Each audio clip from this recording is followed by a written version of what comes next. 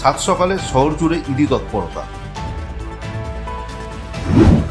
পাশাপাশি আরজিকর মেডিকেল কলেজের দুর্নীতির মামলায় সিবিআই গ্রেপ্তার করে প্রাক্তন অধ্যক্ষ সন্দীপ ঘোষকে।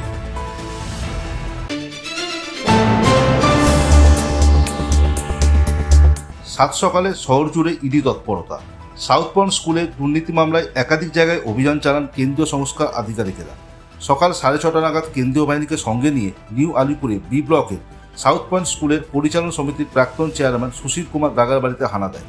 প্রায় একই সময়ে ইডির আরেকটি টিম পৌঁছে যায় কসবার কায়স্থ পাড়ায় কে মালব্যর বাড়িতে, সঙ্গী কেন্দ্রীয় বাহিনী।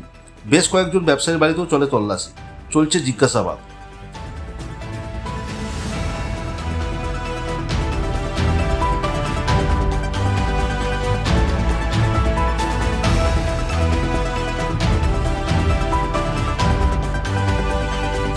পাশাপাশি আরজিকর মেডিকেল কলেজের দুর্নীতির মামলায় সিবিআই গ্রেপ্তার করে প্রাক্তন অধ্যক্ষ সন্দীপ ঘোষকে।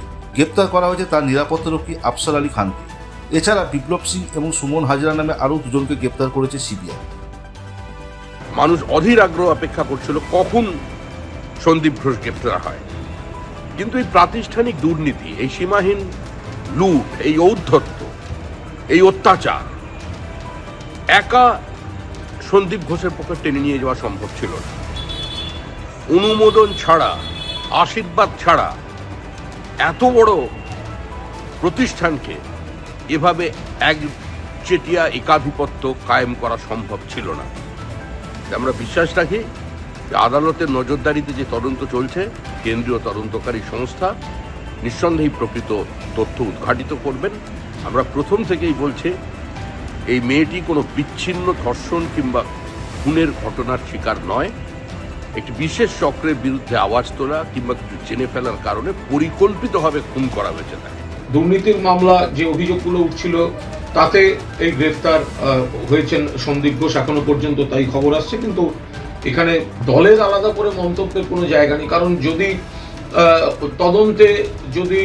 তদন্তের ক্ষেত্রে গ্রেফতার হন, যদি অভিযোগগুলোর সারবত্তা থাকে, তো তাহলে সেটা সন্দীপবাবু এবং তার আইনজীবীরাই বলতে পারবেন।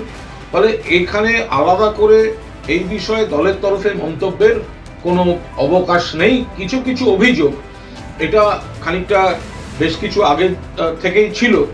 যদি স্বাস্থ্য ভবনের কর্তারা যথাসময়ে ঠিকঠাক পদক্ষেপ নিতেন, তাহলে হয়তো এই অস্বস্তিকর পরিস্থিতিটা নেমন্তন্ন করে বাড়িতে ডেকে আনতে হতো না। ব্যুরো রিপোর্ট, লটারি সংবাদ।